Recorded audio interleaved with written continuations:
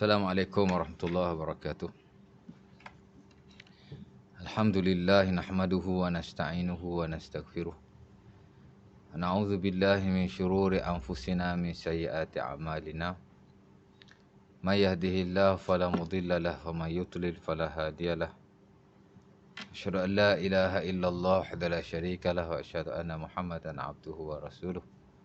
Allahumma shalli wa sallim ala sayyidil mursalin wa ala alihi wa sahbihi ajma'in, amma ba'd. Rabbana taqabbal minna innaka antas samiul alim, walhamdulillaka ya rabbal alamin. Syukur kepada Allah Subhanahu wa taala kerana kali ini kita boleh lagi untuk kita sambung kuliah kita yang telah lalu, yang telah kita tinggalkan, di bawah tajuk Nawaqid al-Wudu, ya. Jadi kuliah kita berkenaan dengan ilmu fiqh Islam ini, kita dah sampai kepada bab yang seterusnya setelah beberapa bab yang telah kita pelajari dan kita kongsikan bersama-sama. Kali ini kita nak sambunglah bab yang lepas. Itulah bab Nawaqid al-Wudu. Itulah perkara yang membatalkan wudu, ya. Kerana wudu adalah ibadah. Dan sebagaimana kita tahu, ibadah kita hanya diterima oleh Allah Subhanahu Wa Taala jika kita menuruti segala hukum hakam yang telah diturunkan oleh Allah Subhanahu Wa Taala, sama ada dalam Al-Quran selaku kitabullah ataupun sunnah Nabi SAW yang diriwayatkan dan sampai kepada kita. Baik. Jadi hari itu kita dah berkongsi tentang beberapa perkara yang membatalkan wudu.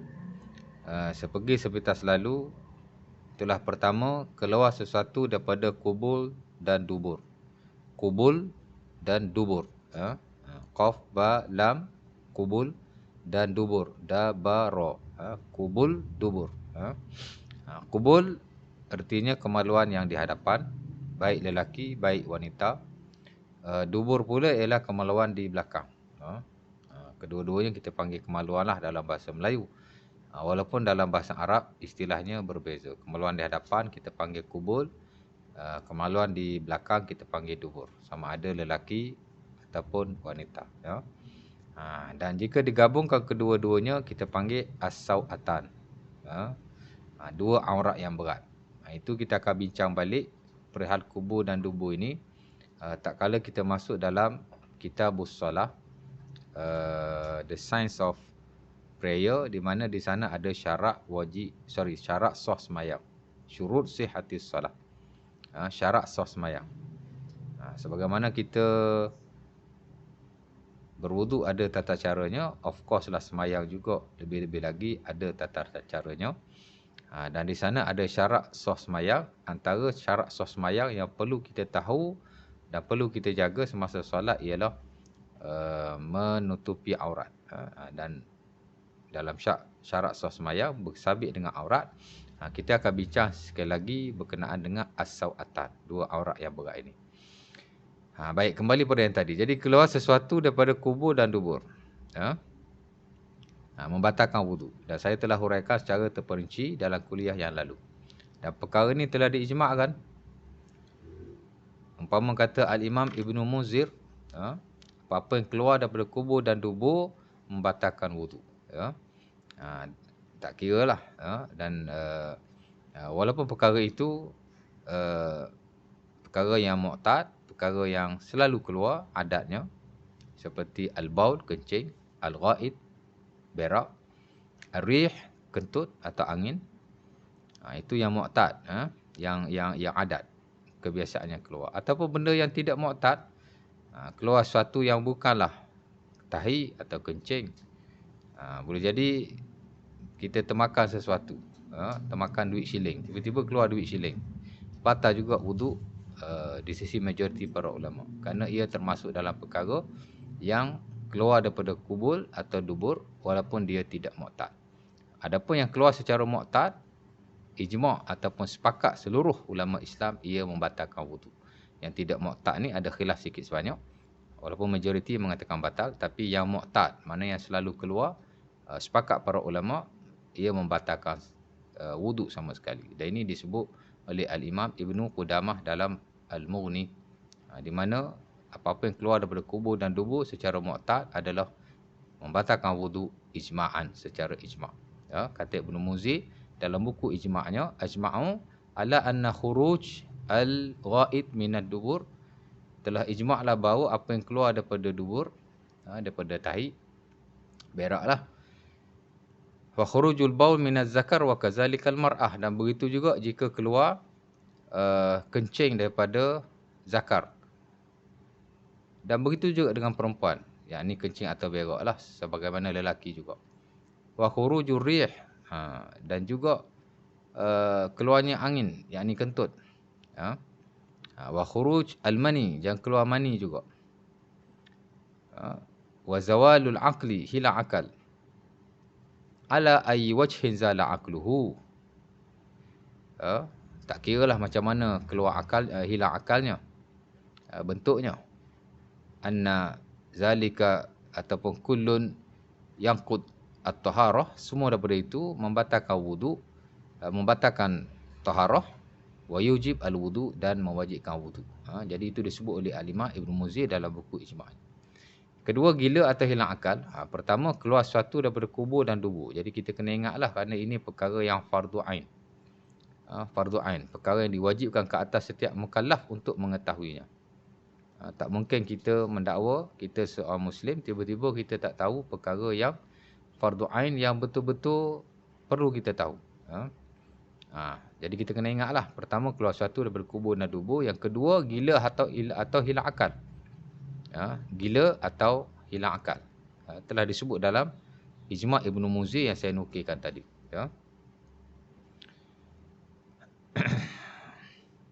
Kemudian tidur, juga membatalkan wuduk di sisi majoriti, walaupun ada khilaf sikit sebanyak.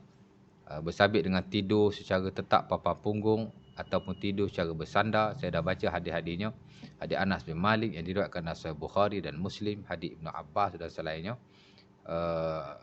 Ada juga tidur al-mustaghraq, an-naumul mustaghraq, mana tidur yang betul-betul tidur. Ada juga yang disebut sebagai tidur al-mutlaq, an-naum al-mutlaq, mana semata-mata tidur. Jadi macam-macam pendapat ulama. Ada yang kata tidur tetap papan punggung tak batal, tidur selain itu batal. Ada kata yang tidur semata-mata tidur batal. Terutama tidur yang mustaghrib, mana betul-betul tidurlah. Dan tak dinafikan, sebahagian ulama juga berpendapat tidur tidak membatalkan wuduk sama sekali. Dan ada pendapat ulama yang mengatakan tidur ni tak membatalkan, melainkan jika kita sangka kita telah terbatal wuduk. Bila kita tidur, kita kata, aku tidur tadi rasa macam terkentut, batal lah. Kerana di sisi sebahagian mereka, tidur an-naumu la yanqudul wudu, wa innama huwa mazan naqid al-wudu. Dia ni hanya perkara mazan, mana dia boleh membawa kepada batal wuduk, tapi dia bukanlah perkara yang batal wuduk secara mutlak. Tapi majoriti kata, as long as kita tidur yang sebenar-benar tidur, yang disebut sebagai tidur al-mustaghriq, tidur yang betul-betul tidur, walau dalam keadaan mana sekalipun dia membatalkan wuduk. Dan itulah pendapat yang terpilihlah dalam buku-buku fiqh as-sunnah, di atas hadis-hadis yang ada, especially hadis yang diriwayatkan dalam Sunan Abi Dawud daripada Ali bin Abi Talib. Kata Rasulullah SAW, buka usah an-naum faman nama falyatawadda.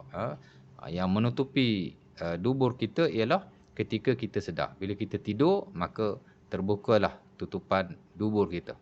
Jadi bila kita tidur, kita akan terbatal wuduk dengan semata-mata tidur, as long as kita yang benar-benar tidurlah.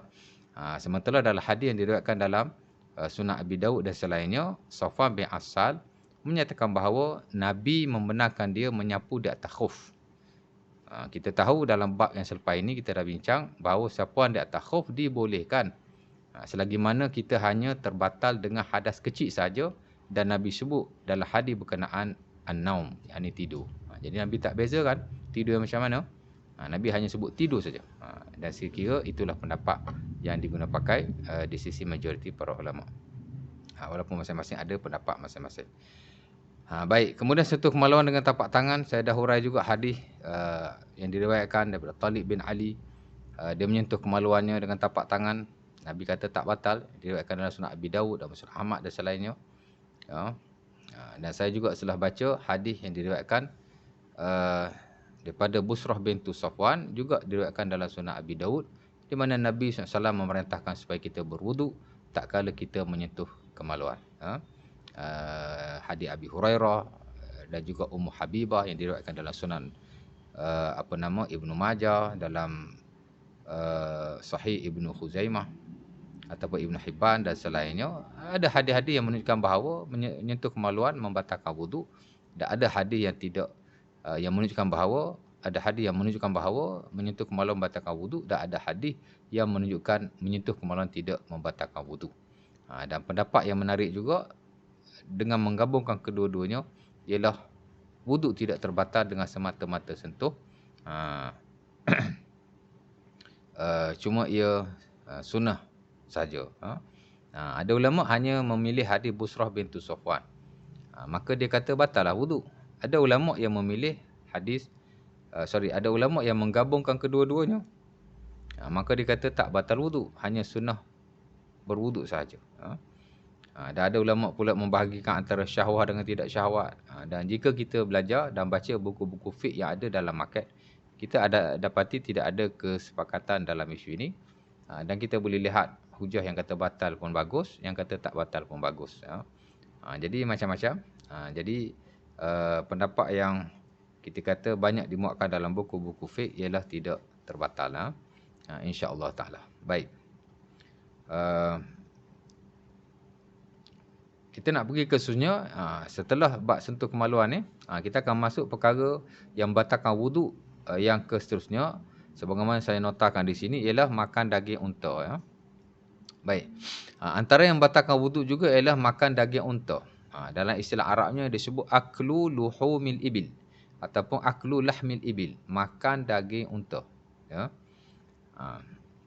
Di mana sebahagian ulama mengatakan bahawa makan daging unta ni tak kisahlah makan bakar ke, makan kita nak goreng ke, nak buat kari ke, semua membatalkan wuduk.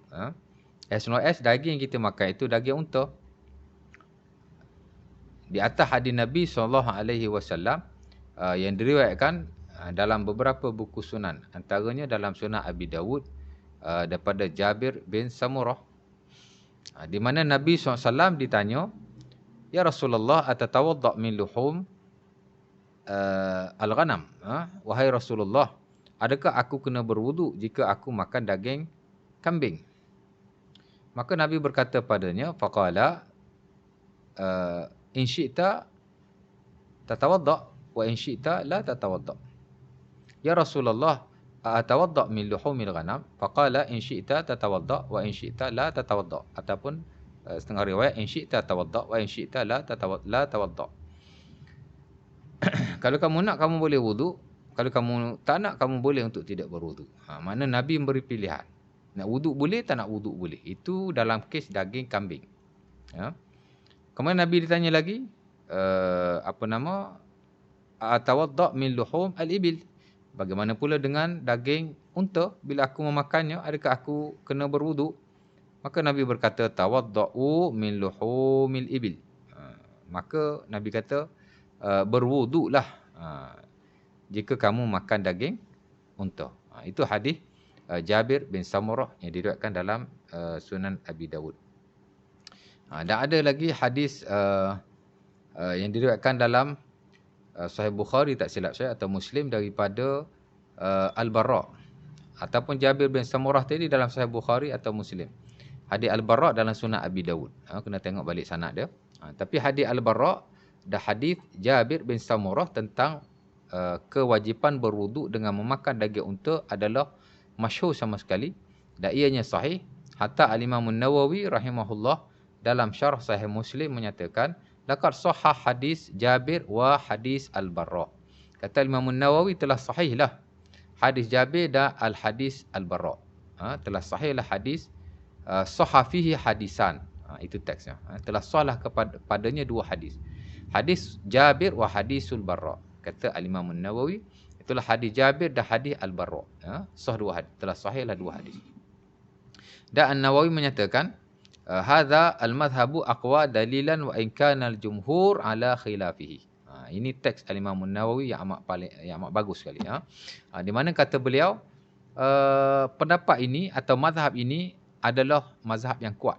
Yang ini pendapat ataupun mazhab yang mengatakan batal wudu adalah pendapat yang kuat. Wa in kana al-jumhur ala khilafihi. Walaupun jumhur, majoriti para ulama berpendapat sebaliknya. Mana kata Imam Nawawi, majoriti ulama kata tak batal.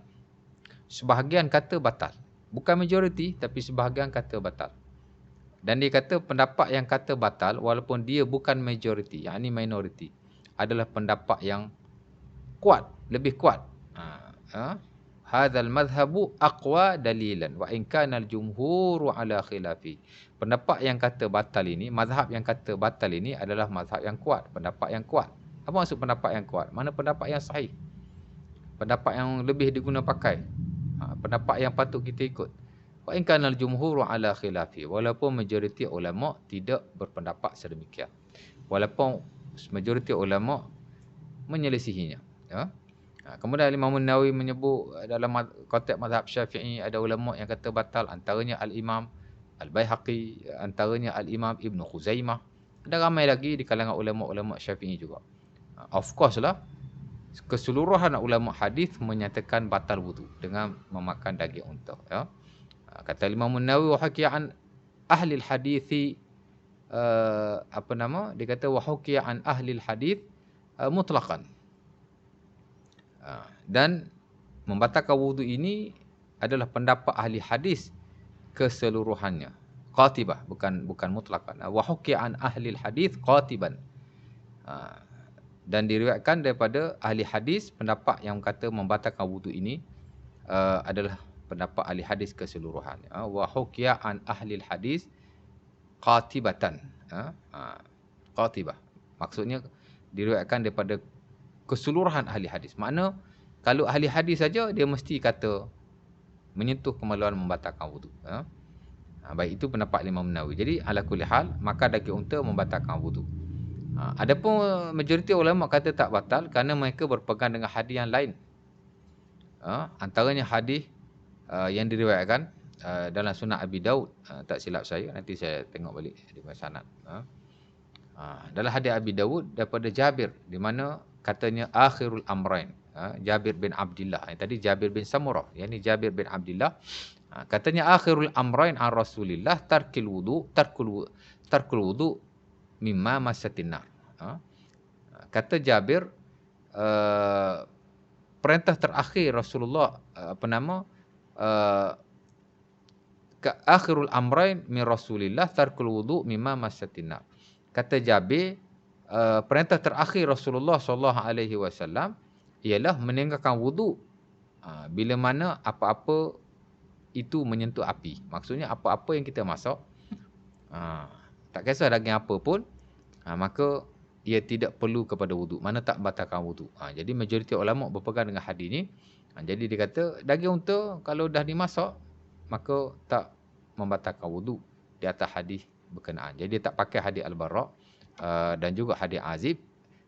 Katanya telah dinasahkan dengan hadis Jabir ini. Pasal dia kata akhirul amrain. Mana dua urusan terakhir Rasulullah. Ialah tidak perlu berwuduk bila kita makan makanan yang telah dimasak. Bila sahabat sebut akhirul amrain, maksudnya ia telah menasahkan perkara-perkara yang sebelum daripada itu. Jadi termasuk ia telah menasahkan hadis Al-Bara' dan juga hadis Jabir yang menyatakan wajib berwuduk tak kala kita makan daging unta. Tapi sebagai ulama tak menggunakan hadis itu kerana hadis itu katanya umum. Adapun hadis makan daging unta ni hadis khusus. Yang Nabi sebutlah hadis Jabir Abi Dawud tadi, apa-apa yang menyentuh api, tapi dikhususkan daging unta dia tak terlibat dengan hadis itu. Jadi masing-masing ada pendapat masing-masing, tapi majoriti ulama menyatakan tidak batal. Adapun segelintir kata batal, tapi keseluruhan ahli hadis menyatakan batal. Dan ketika itulah pendapat yang terpilih, hatta yang termak dalam buku-buku fiqh contemporary, dan pendapat Imam Nawawi dalam hal itu adalah rujukanlah kepada ulama-ulama yang terkemudian. Baik. Kemudian kita pergi kepada perkara yang seterusnya, yang membatalkan wuduk juga ialah al-jima', yakni bersetubuh. Di atas beberapa hadis Nabi SAW. Antaranya hadis yang diriwayatkan oleh Al-Imam Ibnu Majah dan selainnya daripada Aisyah radhiyallahu taala anha. Begitu juga hadis yang diriwayatkan dalam Sahih Bukhari Muslim daripada Abi Hurairah, di mana kata Nabi SAW, idza massal khitanul khitana, atau setengah riwayat idza jawazal khitanul khitana faqad wajabal wudu. Nabi kata bila bersentuh dua khitan, yakni dua kemaluan, lelaki baik, wanita baik, bila bersentuh kedua-duanya maka wajiblah berwudu. Faqad wajabal wudu. Faqad wajabal ghuslu, maka wajiblah mandi. Hadis yang lain, hadis Abi Hurairah dan Sahih Bukhari dan Muslim, kata Nabi, idza jalasa baina syu'abihal arba' thumma jahadaha faqad wajabal ghusl. Bila seseorang lelaki itu duduk di antara 4 kerat tulang wanita, 4 sudut wanita, maksudnya bila dia bersetubuhlah, summa jahadaha, yakni dia bersetubuhlah, faqad wajabal wudu, faqad wajabal ghusl, maka wajiblah ia mandi. Kata para fuqaha, antaranya Ibnu Utsaimin dan semua ulama yang mengatakan jima' membatalkan wudu dengan hadis ini. Walaupun hadis ini sebut mandi, tak sebut wudu. Bila sebut wajib mandi, masuk wajib wudu juga. Mana terbatal wudunya, ya. Ma aujabal ghusla fa aujabal wudu bi tariqin aula. Itu disebut dalam sebahagian buku fiqh. Apa-apa yang mewajibkan mandi, maka ia mewajibkan wudu dengan lebih aula. Maksud dah kata wajib mandi, mana wudu lebih-lebih lagi lah. Kerana yang membatalkan, yang mewajibkan mandi, of course lah ia membatalkan wudu. Dan kena wudu juga, ya. Baik. Jadi jima' yang keberapa dah tu? Nota saya pertama, kedua, ketiga, keempat, kelima, keenam. Yang keenam yang jima' membatalkan wudu, dan akhir sekali yang membatalkan wudu di sisi majoriti para ulama juga ialah murtad, ar-riddah. Man irtadda 'anil Islam faqad untuqida wudu'uhu. Siapa-siapa yang murtad, yakni keluar daripada Islam, maka telah terbatallah wudu'nya. Para ulama merujuk hal ini kepada beberapa ayat Quran, antaranya surah Az-Zumar ayat 65, di mana kata Allah, walaqad uhaya ilaika wa ilal ladzina min qablika la in asyrakta la yahbatanna 'amalu. Dalam buku fiqh, sekiranya dalam banyak bab ayat ini diguna pakai bila membicarakan tentang hal yang bersabit dengan keislaman dan kekafiran seseorang. Kata Allah, dan telah diwahyukan kepadamu dan kepada orang-orang sebelummu, sesiapa sahaja yang mensyirikkan Allah Subhanahu Wa Taala, maka telah terbatallah amalannya. Wa qad uhya ilaika wa ilal ladzina min qablika la in asyrakta la yahbatanna amalu. Telah diwahyukan kepada kamu dan orang-orang sebelum kamu, siapa yang mensyirikkan Allah, yakni kufur, keluar daripada Islam, murtad, maka telah terbatallah amalannya. Wudu termasuk dalam amalan, maka terbatallah juga. Sebab itu majoriti para ulama melihat bahawa siapa yang murtad, maka terbatallah wudunya. Sebenarnya bukan wudu saja, mana-mana ibadah yang dilakukannya semua terbatal. Tapi dalam konteks ini wudu lah. Jadi siapa-siapa yang ada wudu, jika dia murtad, maka terbatallah wudunya. Kalau dia masuk Islam balik, dia kena ambil wudu balik. Wudu yang dia ada sewaktu dia tak murtad, bila dia murtad, dia masuk Islam balik, sudah tidak terpakai lagi. Kerana bila dia murtad, keluar daripada Islam, syirik, kufur dan seumpamanya, maka keseluruhan peribadatannya kepada Allah Subhanahu Wa Taala telah terbatal sama sekali. Termasuklah wudu lah konteks ini. Baik. Jadi kita dah bincang beberapa perkara penting yang bersabit dengan perkara yang membatalkan wudu. Dan sekiranya ada beberapa perkara yang lain yang sebenarnya diperselisihkan oleh para ulama. Tapi dalam nota ini, saya milih pendapat yang banyak dinukilkan dalam buku-buku fiqh as-sunnah, termasuk juga dalam fiqh-fiqh yang terdahulu yang agak rajih, yang agak kuat berbanding pendapat yang lain. Walaupun dalam isu ni khilaf sebenarnya. Saya kata di bawah sambungan tu disebutkan sentuh wanita bukan mahram tidak membatalkan wudu jika tidak dengan syahwat. Ini dalam hal ehwal lamsu al-mar'ah ataupun masul mar'ah. Menyentuh wanita. Of course lah wanita yang bukan mahram. Walaupun ada juga segelintir ulama, termasuk dalam mazhab Syafi'i, ada juga ulama besar yang kata asal sentuh wanita saja. Saya tak ingat nama ulama tu, tapi disebut oleh al-Imam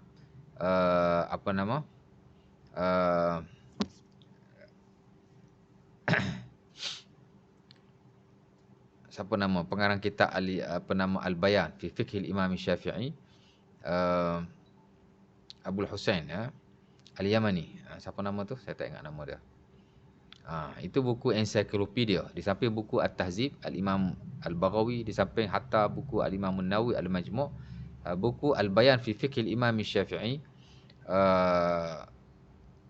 yang dikarang oleh Ali Al-Yamani itu juga dianggap sebagai buku ensiklopedia yang memuatkan fiqh-fiqh para salaf, termasuk fiqh sahabat-sahabat Nabi SAW dan juga para tabi'in dan ulama-ulama yang terdahulu yang terkemuka, termasuk juga di kalangan ashabul wujuh dalam mazhab Syafi'i, mana ulama-ulama besar semasa zaman Imam Syafi'i atau selepas sikit daripadanya.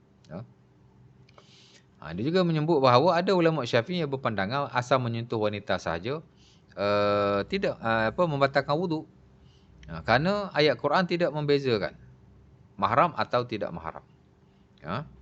Jadi kata batal. Allah Ta'ala sebut dalam Quran, au lamastumun nisa, ataupun bila mana kamu menyentuh wanita-wanita. Jadi kata sentuh wanita tak sebut mahram ke tidak mahram ke, syahwat tidak syahwat. Ala itlaq al-ayah ala itlaqiha. Ayat ni mutlak.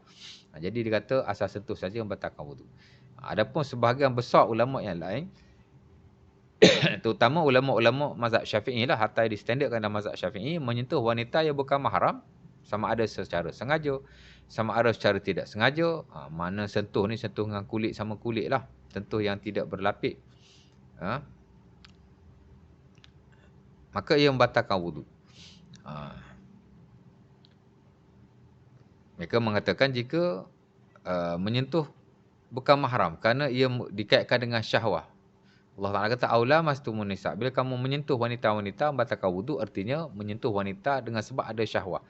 Dan mereka kata ada syahwat ni of course lah orang-orang yang ataupun wanita-wanita yang bukan mahram. Kerana yang mahram dia tak timbul isu sentuh sebab dia tidak ada syahwat. Sama macam bab aurat lah.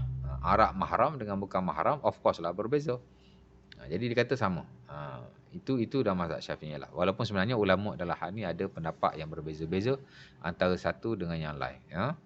Ada ulama yang kata batal, ada ulama yang kata tidak batal. Ada ulama kata batal jika dengan syahwat. Ada ulama yang kata batal secara mutlak. Jadi macam-macam.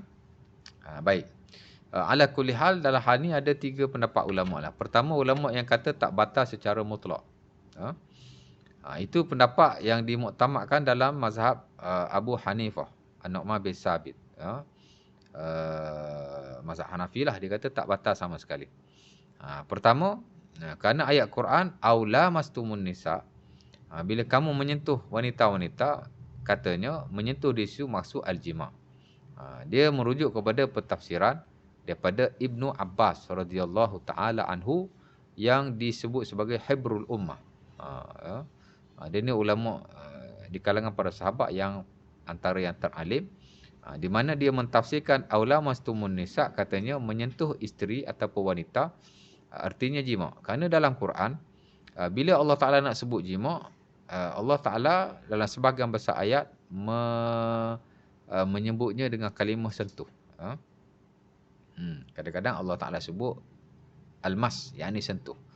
Kadang-kadang Allah Ta'ala sebut lamas, seperti ayat ni, au lamastumun nisa. Kadang-kadang Allah Ta'ala sebut mas. Antaranya contohnya dalam ayat Quran kata Allah, ya ayuhan nabi, macam mana ayat tu?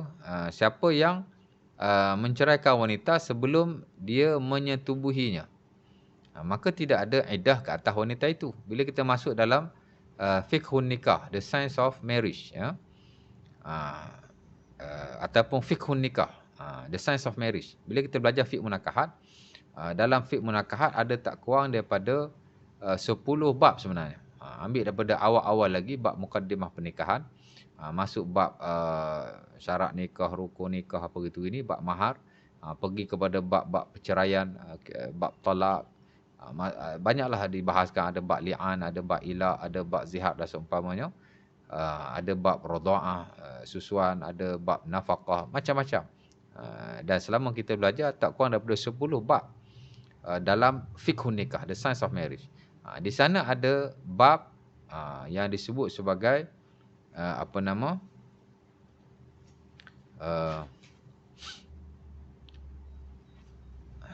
cakap siapa tadi, lupa lah. Siapa tadi, kait siapa tadi? Sentuh tadi kan. Di sana dalam bab dalam kitab pernikahan, fiqhun nikah, ada banyak bab. Salah satunya ialah babul iddah, bab iddah wanita yang diceraikan atau yang kematian suaminya. Iddah wanita ni ada beberapa iddah. Wanita yang diceraikan secara biasa, dia tidak mengandung, suami pun cerai cara biasa, bukan melibatkan kematian. Jadi ada macam-macam iddah. Yang jenis macam ni iddahnya ialah 3 bulan 10 hari. Wal mutallaqat, kata Allah, yatarabbasna bi anfusihinna salasata quru. Bukan 3 bulan 10 hari, 3 kali quru.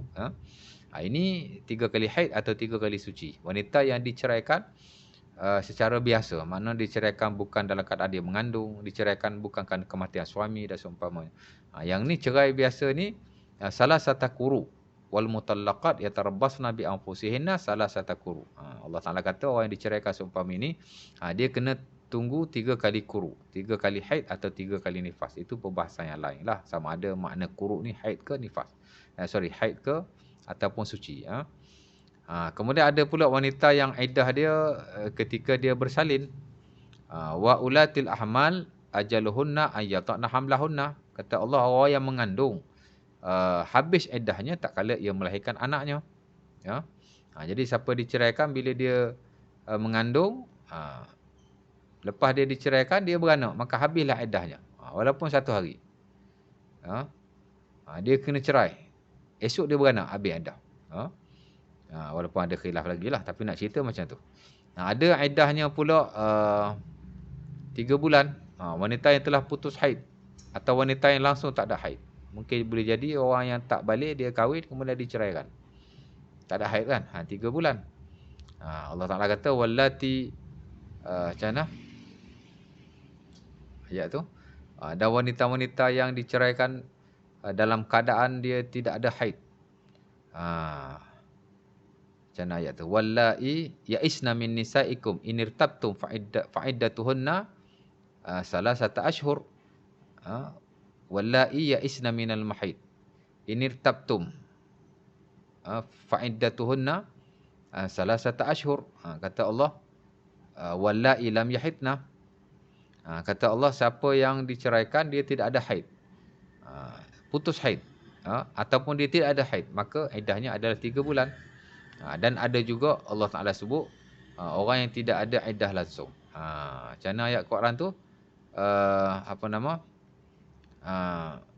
ya ayyuhallazina amanu idza talaqtumun nisa min qabli an tamassuhunna fama lakum alaihinna min iddatin ta'taddunaha. Itu ayatnya. Saya tengok surah apa. Kata Allah, wahai orang-orang yang beriman, bila kamu menceraikan isteri-isterimu dalam keadaan kamu belum lagi menyentuhnya. Itu poin saya. Saya nak sebut bahawa maka tidak ada iddah, kata Allah, untuk kamu ke atas wanita atau isteri yang kamu ceraikan tadi. Min qabli an tamassuhunna, kata Allah. Kata Allah, wahai orang yang beriman, bila kamu menceraikan isteri-isterimu sebelum kamu menyentuhnya, min qabli an tamassuhunna, bukan sentuh di situ, jimaklah kan. Jadi Allah Taala dah ada lagi ayat-ayat yang lain yang mana bila Allah Taala sebut sentuh ni maksud jima, dan itulah yang dipilih oleh Ibnu Abbas dan sebagian ulama di kalangan sahabat dan tabi'in yang lain. Jadi Abu Hanifah melihat bahawa sentuh dalam ayat ini bukanlah jima', tapi bukanlah sentuh biasa, tapi ia adalah jima', ya. Sementara ada banyak hadis-hadis yang lain yang menunjukkan bahawa Nabi menyentuh isterinya dan Nabi tidak berwudu. Antaranya hadis Abi Daud yang diriwayatkan daripada Aisyah sendiri radhiyallahu taala anha, di mana katanya qabbalan Nabi ba'dha nisa'ihi thumma kharaja ila salah wa lam yatawadda. Nabi SAW telah mencium sebahagian isterinya, kemudian dia pergi semayang dan dia tidak berwudu. Hadis Aisyah riwayat Abi Daud. Maksudnya kata dia Nabi cium isteri dia, kemudian Nabi semayang tanpa berwudu. Jadi hadis ini menunjukkan bahawa tidak membatalkan wudu. Kalau cium tak batal, sentuh lebih-lebih lagi lah. Kerana of course lah bila dia cium, tersentuh antara kulit si suami dengan kulit si isteri. Ya. Ada lagi hadis yang lain dalam Sahih Bukhari atau Muslim daripada Aisyah juga, di mana Nabi SAW semayang, kerana Nabi yusalli, Nabi SAW semayang dan wa ana mu'tarid baina yadayhi i'tirad al-janazah. Aku duduk di hadapannya seumpama melentang. Aku duduk di hadapannya cara melentang seumpama melentangnya seorang jenazah. Maknanya Nabi tengah semayang, Aisyah tidur di hadapan Nabi cara melentang.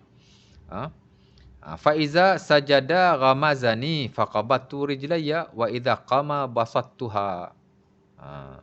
Ya. Kata Aisyah, Nabi SAW bila nak sujud dia menyentuh kakiku. Dan bila dia bangun, aku akan meluruskan kembali kakiku. Bila Nabi nak sujud, dia menyentuh kakiku. Fa'idha sajada ghamazani faqabattu rijlayya. Bila Nabi nak sujud, dia menyentuh kakiku dan aku membengkokkan kakiku pasal Nabi nak sujud. Dan bila Nabi bangun, fa'idha qama basattuha. Dan bila Nabi bangun, aku akan meluruskannya. Idza sajada ghamazani faqabattu rijlayya fa idza qama basattuhuma. Bila Nabi bangun, aku akan meluruskan kembali kedua kakiku. Jadi secara zahirnya Nabi menyentuh kaki Aisyah radhiyallahu taala anha tak kala nak sujud. Jadi tak batal. Dan mungkin lagi ada hadis-hadis yang lain. Jadi yang standard dalam mazhab Hanafi kata tak batal sama sekali, dengan menggabungkan pentafsiran Ibnu Abbas dalam ayat Quran yang telah saya baca dan juga hadis-hadis yang ada di mana menunjukkan bahawa Nabi SAW menyentuh isterinya dan dia tidak, baginda tidak berwudu. Ya. Itu pendapat yang pertama. Yang kedua kata batal dengan syahwah. Ya. Ini ada juga sebagian ulama kata sentuh kalau dengan syahwat batal. Tapi kalau tidak dengan syahwat tidak batal. Dia membeza-bezakan antara syahwat dan tidak syahwat. Dan of course lah ada juga ulama yang mengatakan bahawa semata-mata sentuh membatalkan wudu. Dan itu yang kita tahu, itulah standard dalam mazhab Syafi'i. Sentuh saja batal wudu. Kerana ayat Quran aulamastumun nisa ditafsirkan di atas zahirnya. Dan juga merujuk kepada pentafsiran sebagian sahabat yang lain. Di mana sentuh di sini adalah semata-mata sentuh. Aulamastumun nisa semata-mata sentuh. Ya. Jika kamu sentuh wanita. Kata Imam Syafi'i, aulamastumun nisa ay masastumun nisa. Mana sentuhlah, bukan jima'. Ya. Dan beliau merujuk kepada pendapat ulama-ulama yang lain jugalah di kalangan para sahabat dan tabi'in. Kerana dalam hal ini tidak ditafsirkan semata-mata mengikut pentafsiran Ibnu Abbas. Kerana ada lagi pentafsiran Ali bin Abi Talib, pentafsiran Ibnu Mas'ud dan selainnya. Dan ada di kalangan mereka yang mentafsirkan di atas zahir ayat berkenaan. Ataupun hadis-hadis yang lain, hadis Aisyah di mana Nabi menyentuh kaki, kata mereka kelaziman menjadi orang Arab ni memakai khuf. Jadi dia kata boleh jadi sentuh di atas khuf berkenaan. Sama juga hadis Nabi mencium isterinya kemudian baginda pergi solat tapi tidak berwudu. Hadis itu dhaif di sisi sebagian ulama hadis yang lain. Dan para fuqaha sebagai melihat sebagai dhaif. Hatta Imam Syafi'i rahimahullah bukan dia tidak tahu ada hadis itu, tapi baginda beliau juga mendhaifkan hadis itu. Hatta Al-Imam Ibnu Abdul Bar menukilkan dalam Al-Istizkar, tak silap saya dalam Al-Istizkar. Beliau menukilkan dan disebut juga oleh Al-Imam Asy-Syaukani rahimahullah dalam Nailil Autar, tak kala membicarakan hadis ini, isu ini. Di mana Imam Syafi'i berkata, "Law sahha hadis nubatah falam ara mimmassil wudu mimmassil mar'ati wudu'an." Kata Imam Syafi'i, dinukilkan oleh mereka-mereka ini, Imam Syafi'i kata jika sahihlah hadis Nabi mencium isterinya. Dia panggil hadis subatah. Pasal antara periwayat dalam hadis ni nama subatah. Jadi Imam Syafi'i kata kalau hadis subatah ini, bukan subatah, nubatah. Kalau hadis Nabi mencium isteri ini sahih, maka aku juga akan berpendapat bahawa tidak perlu berwuduk bila menyentuh wanita. Maksudnya, Imam Syafi'i kata batal, antara hujahnya ialah hadis ini dhaif. Hadis cium isteri ini dhaif. Tapi Imam Syafi'i kata kalau hadis ini sahih, aku juga akan berpegang dengannya. Menunjukkan bahawa Imam Syafi'i mengatakan ia dhaif. Walau bagaimanapun di situ, ataupun daripada nukilan ini kita melihat akan keterbukaan Al-Imam Asy-Syafi'i rahimahullah ta'ala. Dia lihat hadis ini dhaif, jadi dia tak berpegang dengannya. Tapi dia kata kalau ia sahih, aku juga akan berpegang dengannya. Itu satu bentuk keterbukaan lah dalam isu-isu hukum yang melibatkan khilaf. Of course lah khilaf-khilaf muktabar, khilaf-khilaf sa'iq, khilaf-khilaf ijtihad ini perlu ada keterbukaan sebagaimana yang telah ditunjukkan oleh Al-Imam Asy-Syafi'i rahimahullah ta'ala. Dan saya kira sebahagian besarlah buku-buku fiqh sunnah kontemporari memang memilih sentuh wanita tidak membatalkan wuduk sama sekali. Di atas hujah-hujah yang sedia ada, dan kita lihat hujah-hujah itu amat kuat sekali. Baik. Jadi sentuh wanita bukan mahram tidak membatalkan wuduk. Di sisi pendapat yang rajih di kalangan para fuqaha dan muhaddisin. Baik. Kemudian seterusnya, menyentuh atau memandikan jenazah juga tidak membatalkan wuduk. Hatta Imam Ibn Qudamah rahimahullah ta'ala menyebut dalam Al-Mughni, tidak ada di kalangan para salaf yang menyatakan wajib berwuduk tak kala menyentuh atau memandikan jenazah. Walaupun selepas itu ada pendapat-pendapat yang dinukilkan sedemikian oleh sebahagian para fuqaha, tapi dikata tidak ada tidak ada di kalangan mereka yang mewajibkan. Sementara ada hadis yang diriwayatkan dalam Sunan Al-Baihaqi dan selainnya daripada Ibn Abbas, di mana kata Nabi SAW, laisa alaikum ghuslun idza wasaltum mayyitakum fa inna mayyitakum laisa binajis fa hasbukum an taghsilu aydiyakum atau kama qala. Kata Rasulullah SAW, hadis ini riwayat Al-Baihaqi oleh Ibn Abbas, dan ada lagi hadis-hadis yang lain. Saya baca satu saja yang menunjukkan bahawa di sisi majoriti memang menyentuh atau memandikan jenazah tidak membatalkan wuduk sama sekali. Baik. Kata Nabi, siapa yang memandikan atau menyentuh jenazah, dia tidak membatalkan wuduk. Mana tak perlu berwuduk. Kerana jenazah atau mayat kamu bukanlah najis, Nabi kata. Memadai untuk kamu membasuh tanganmu. Itu pun kalau kita nak. Jadi kalau kita dah mandikan jenazah, ada menyentuh jenazah, kalau nak basuh tangan saja. Tapi tidak disyaratkan untuk kita berwuduk kerana ia tidak membatalkan sama sekali. Jadi tidak ada masalah. Dan ia tidak membatalkan wuduk. Sementara jenazah orang yang mati ni sebenarnya seumpama orang yang hidup. Sebagaimana kita sentuh orang yang hidup, macam itulah kita suruh sentuh orang yang mati, kata Imam Ibn Qudamah. Masu al-mayyit ashbah bimasil hayy. Menyentuh orang yang mati sama sahaja seumpama menyentuh orang yang hidup. Kita sentuh orang yang hidup kena wuduk tak? Tak kena wuduk. Maka tak kena wuduk juga kalau kita menyentuh orang yang mati. Sementara dia kata, laqad sabata wujubul wudu' bi asy-syar'i ataupun min asy-syar'i, laqad sabata wujubul wudu' min asy-syar'i. Telah datanglah kewajipan berwuduk dengan syarak. Maksudnya yang kata kena wajib wuduk ni mesti ada nas yang betul-betul kuat dan boleh digunakan pakai. Falam ya'ti nassun fi zalik, dan tidak ada nas yang boleh digunakan pakai dalam hal ini. Maksudnya dia kata tak wajib lah ataupun tidak membatalkan wuduk dengan menyentuh jenazah. Walaupun ada pendapat-pendapat tertentu, mungkin ada hadis-hadis tertentu, tapi yang paling sahih tidak ada nas yang betul-betul boleh dipegang. Mana tak diwajibkan. Baik, kemudian menyentuh kemaluan anak kecil tidak membatalkan wuduk. Ni hak tadi ni tertinggal. Menyentuh kemaluan anak kecil tidak membatalkan wuduk. Ini di sisi sebahagian para ulama lah. Kerana mereka membezakan antara kemaluan orang dewasa dan kemaluan anak-anak kecil. Jadi kita tak nafi yang standard dalam mazhab Syafi'i asal menyentuh kemaluan saja membatalkan wuduk. Tak kira lah kemaluan orang dewasa atau kemaluan anak-anak, kanak-kanak. Kemaluan sendiri atau kemaluan orang lain. Kemaluan yang ada pada badan atau kemaluan yang terputus. As long as dia kemaluan membatalkan wuduk. Tapi sebagian ulama kata tak batal. Dan ada sebagian ulama pula membeza-bezakan. Ada yang batal jika kita sentuh kemaluan kita atau kemaluan orang dewasa. Adapun kanak-kanak, sekalipun kita melihat menyentuh kemaluan membatalkan wuduk, tapi kalau sentuh anak-anak ni, dia kata ia tidak membatalkan wuduk sama sekali. Selain daripada hadis-hadis yang ada, hadis-hadis yang tak batal wuduk itulah. Dia gabungkan dengan hadis batal wuduk menyentuh kemaluan. Itulah hadis Talib bin Ali digabungkan dengan hadis Busrah bintu Safwan. Dan dia campur lagi dengan prinsip umum al-balwa. Mana benda yang memang kita buat hari-hari. Kan? Terutama ibu-ibu yang ada anak kecil.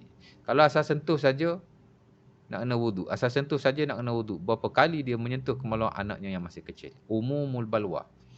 Sebab itu yang uniknya sebahagian mazhab lah, antaranya mazhab Abu Hanifah, ialah mereka sentiasa mengambil kira umum al-balwa. Makna benda-benda yang sukar untuk dielakkan. Dan dia berlaku secara berterusan. Sama juga dalam konteks menyentuh wanita tadi. Mazhab Abu Hanifah di samping ayat Quran, dia pilih tafsir Ibn Abbas. Kemudian hadis-hadis Nabi, hadis Aisyah. Yang diriwayatkan Nabi cium isteri, Nabi sentuh kakinya. Dia juga mencampurkan dengan prinsip umum al-balwa. Benda yang susah nak dielakkan dalam keadaan ia berlaku secara berterusan. Nabi kahwin 13 tahun. Takkanlah tak ada satu hadis yang Nabi suruh kita berwuduk dengan menyentuh wanita. Jadi nak kata ayat Quran tu saja tidak memadai. Sementara kita duduk dengan isteri kita ni setiap hari. Bagi orang yang berkahwin mungkin sebahagian besar masanya bersama isterinya. Takkanlah tak sentuh. Jadi dia termasuk dalam umumul balwa. Sebab tu dia kata pendapat yang tak batal itu lebih baik. Dan sebab itu ia dipilih oleh majoriti ulama-ulama yang contemporary. Jadi samalah konteks ni pun. Kemaluan anak kecil ni satu umum al-balwa. Sementara hadis menyentuh kemaluan ni macam-macam. Pendapat ulama pun macam-macam. Jadi kalau ada anak kecil, termasuk pula di bawah prinsip umum al-balwa, maka dia kata tak membatalkan wuduk. Jadi orang yang ada anak kecil, berapa kali kita nak basuh berak anak kita, nak basuh kucing anak kita, jika membatalkan wuduk, maka ia menyusahkan. Dalam hal keadaan menyentuh kemaluan ni bukanlah ijma'. Masih terlibat dalam khilaf. Jadi dia kata tak batal wuduk lah ya. Dan sekali itu pendapat yang amat bersesuaian sekali bagi orang-orang yang ada anak-anak kecil untuk diuruskan. Mana kalau sentuh kemaluan mereka tidak perlu berwuduk sama sekali. Tapi kalau boleh wuduk tidak ada masalah. InsyaAllah ta'ala. Jadi kita dah habis dah ya. Bab perkara-perkara membatalkan wuduk. Dan kita nak pergi ujung sekali. Akhirlah dalam bab wuduk ni ialah perkara-perkara yang dilarang ke atas orang yang tidak berwuduk. Dalam mana-mana buku fiqh, dalam bab wuduk dan perkara-perkara membatalkan wuduk, ujung sekali kebiasaannya para ulama mesti memasukkan apa yang disebut sebagai al-umur al-manhiyah al-umur al-manhi anha li ghair al-mutawaddi. Perkara-perkara yang dilarang ke atas orang yang tidak berwuduk. Ataupun dalam sebahagian buku fiqh menyatakan alladhi yahrum ala al-muhdis al-asghar. Perkara yang diharamkan atau dilarang ke atas orang-orang yang berhadas kecil.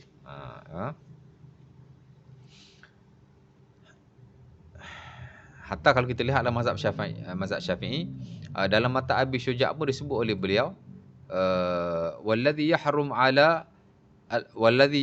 lil hadasil akbari salasatun, dan perkara yang diharamkan ke atas orang yang berhadas kecil ada 3: as-salah, at-tawaf, wa mashul mashaf wa hamluhu.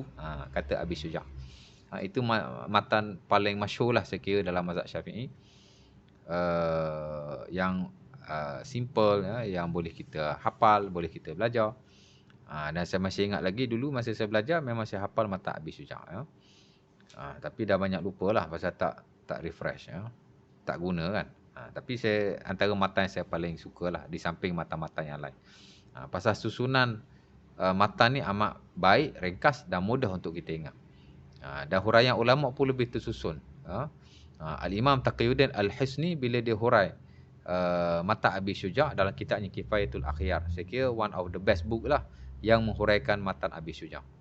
Ada huraian daripada ulama-ulama yang lain, tapi huraian yang saya paling suka ialah Al-Imam Taqiyuddin Al-Hisni Kifayatul Akhyar.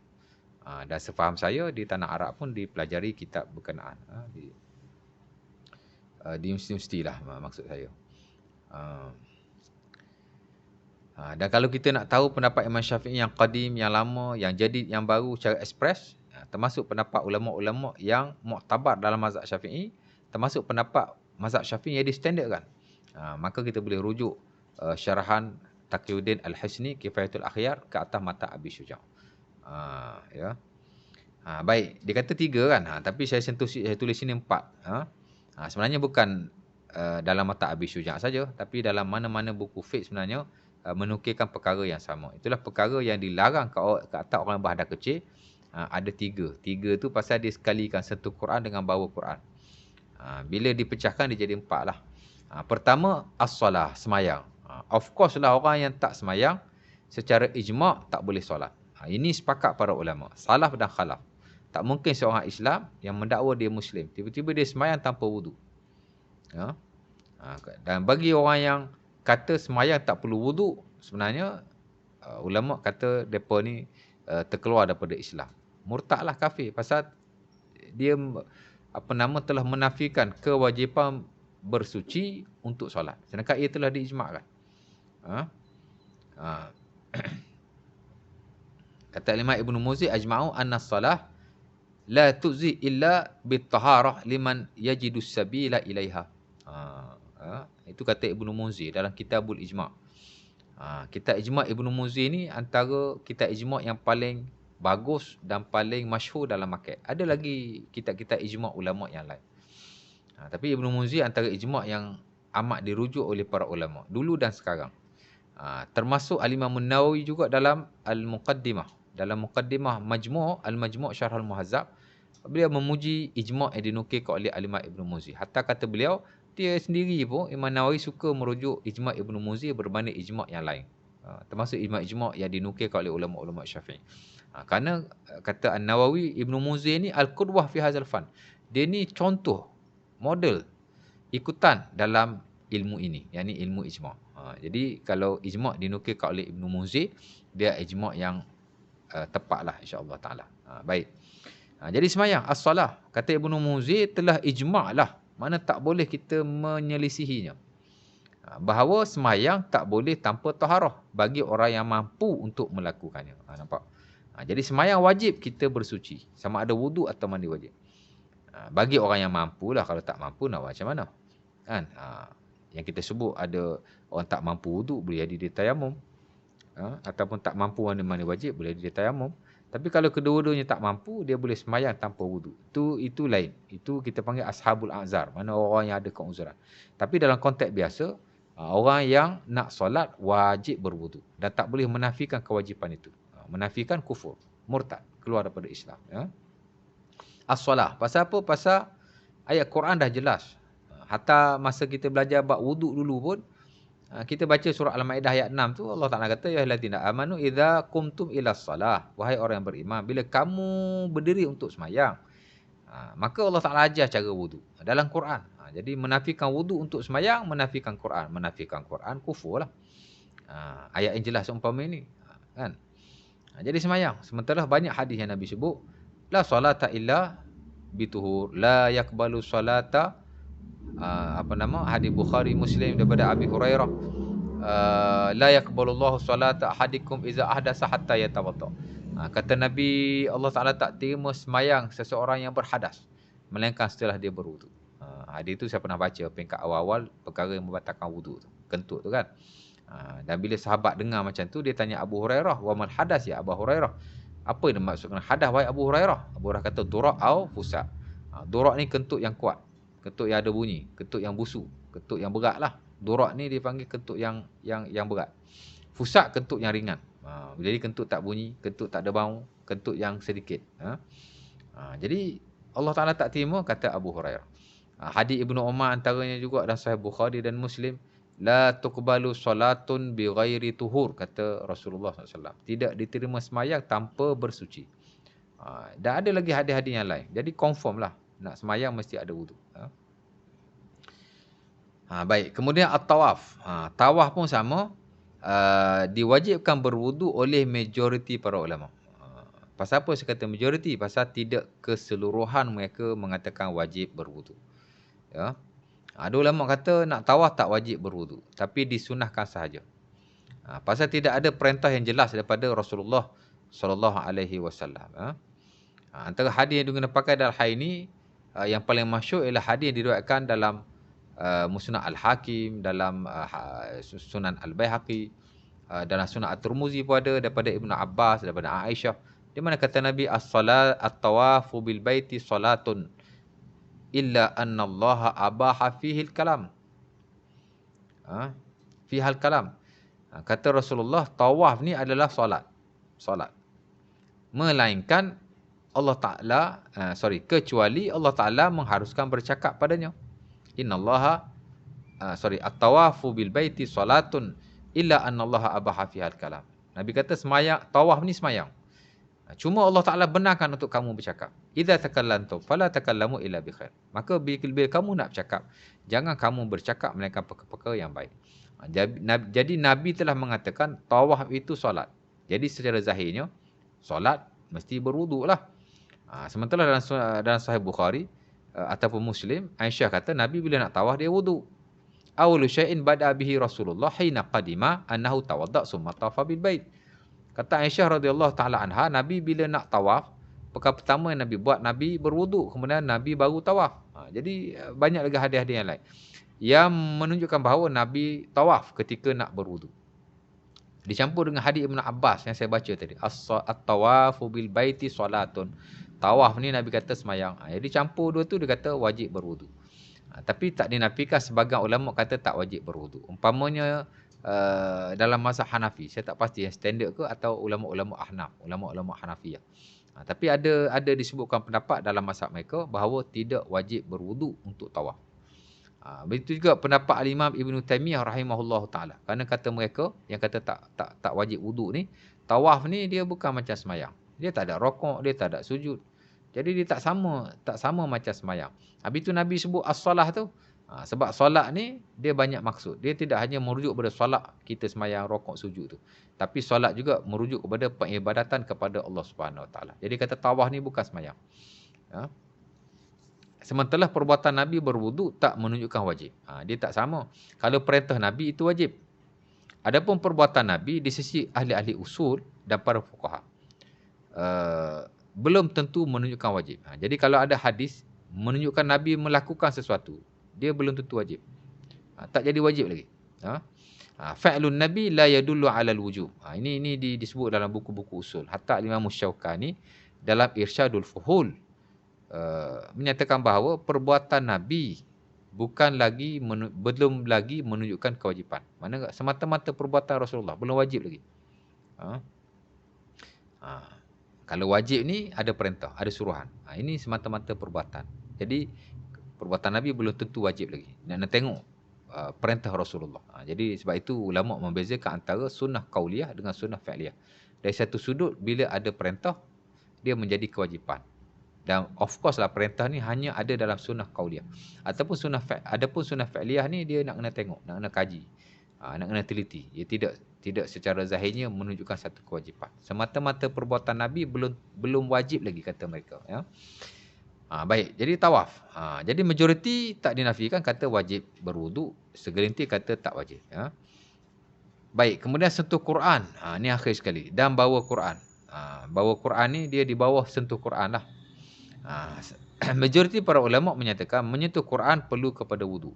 Siapa yang tidak ada wudu ataupun dia perlu bebas daripada hadas kecil dan hadas besar, baru dia boleh sentuh Quran dan membawanya. Kenapa?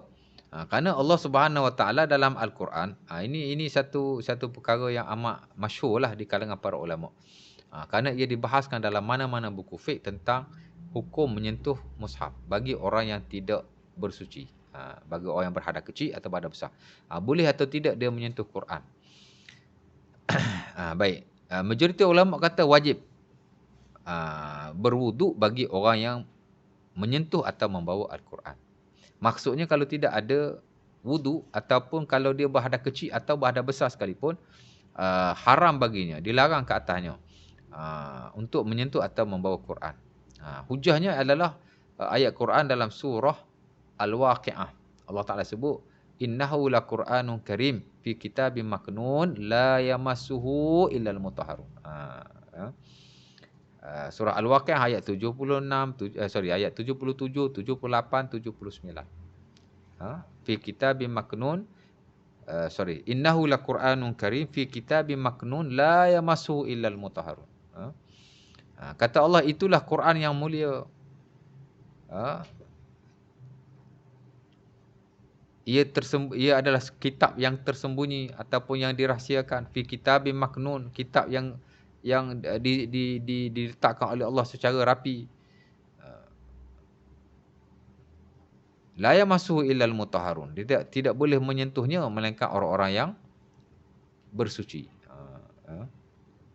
Ada hadis yang diriwayatkan dalam Muwatta Imam Malik daripada Amr bin Hazam. Kata Nabi ila ahli Yaman. Kata Amr bin Hazam, Nabi telah menulis kepada orang-orang Yaman. Sebab Nabi ni memang ada kumpulan risalah ataupun surat yang dihantar oleh beliau ataupun baginda kepada orang-orang Islam yang berada di luar. Antara risalah Nabi yang masyhur ialah risalah Amr bin Hazam yang Nabi hantar ke Yaman. Kerana sudah menjadi kelaziman orang-orang terdahulu untuk menghantar surat. Nabi hantar surat keluar pergi, baik kepada negara yang bukan Islam, baik kepada negara Islam. Sama juga bila Nabi dah wafat, naik Abu Bakar pun dia hantar surat. Sebab itu sebahagian pensyariatan ataupun sebahagian hujah dan dalil para ulama, sebahagian hak ehwal pensyariatan ni kadang-kadang termaktub dalam risalah. Umpama bila kita lihat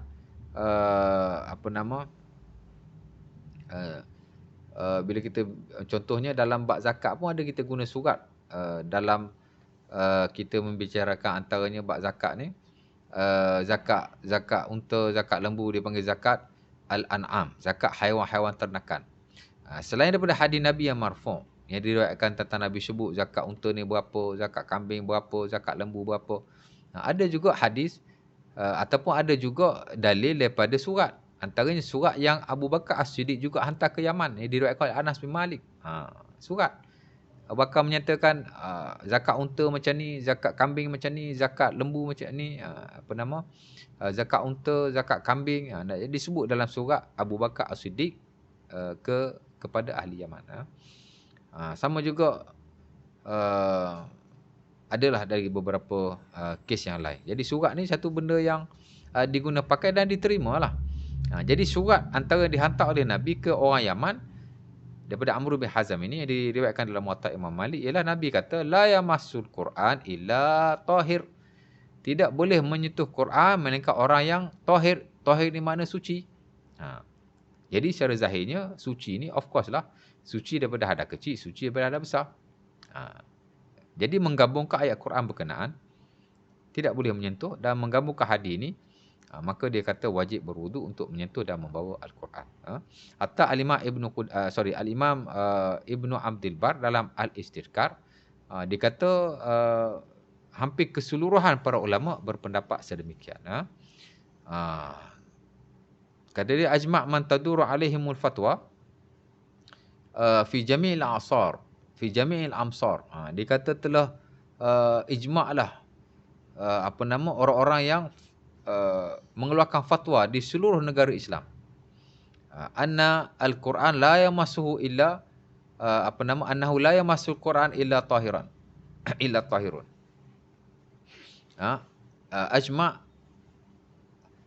أجمع العلماء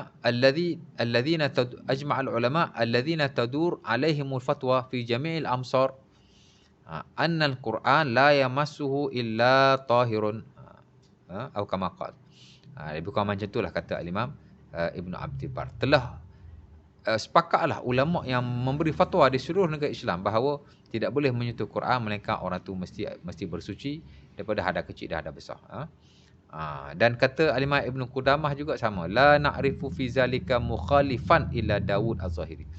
Katanya tidak ada khilaf dalam isu ini, melainkan Al-Imam Daud saja yang kata tak perlu berwuduk. Maksudnya mazhab Az-Zahiri saja yang kata tak wajib berwuduk untuk menyentuh Quran. Kata ulama lain semua kena kata berwuduk. Kata berwuduk wajib bila nak menyentuh Quran.